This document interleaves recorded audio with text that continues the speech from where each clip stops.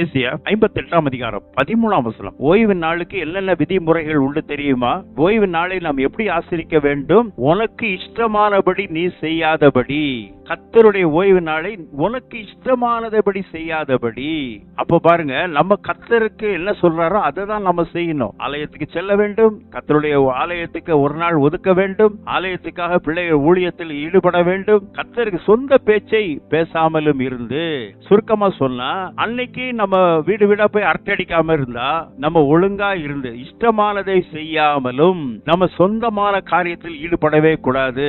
ஓய்வு நாளை எப்படி இருக்கணுமா? மன மகிழ்ச்சியின் நாள் என்றும், கர்த்தருடைய பரிசுத்த நாள், மகிமையுள்ள நாள் என்றும் அதை மகிமையாக எண்ணுவாயாக. இப்படி நம்ம செய்தால்தான் நமக்கு ஆசீர்வாதம், நம் குடும்பத்துக்கு ஆசீர்வாதம். அந்த ஓய்வு நாளாகிய பரிசுத்த நாளாய் ஓய்வு நாளிலே நாம் கர்த்தருடைய நாளாக அனுசரித்தால் அந்த வாரம் முழுவதும் நமக்கு ஆசீர்வதிக்கப்பட்ட நாளாக இருக்கும். அந்த வாரமே உனக்கும் உன் குடும்பத்துக்கும் ஆசீர்வாதமாய் இருக்கும். நாம் கர்த்தருடைய நாளிலே பரிசுத்த நாளாக வைத்து பயபக்தியுடன் நடுக்கத்துடன் நாம் செயல்படுவோமாக. கர்த்தருடைய ஆசீர்வதிப்பாராக. ஆமென்.